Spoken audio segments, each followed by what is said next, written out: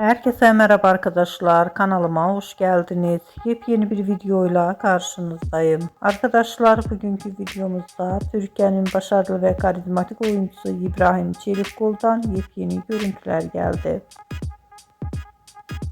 İbrahim Çelikkol'un tatilden olan rengarenk muhteşem görüntülerini sizler için YouTube kanalımda video halinde sunuyorum. Umarım beğenirsiniz arkadaşlar.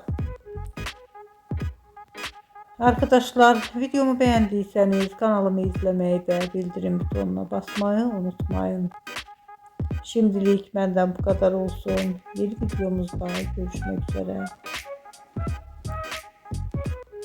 Hoşça kalın, sağlıklı kalın. Umarım videomu sona kadar izleyeceksiniz ve beğeneceksiniz. İyi seyirler.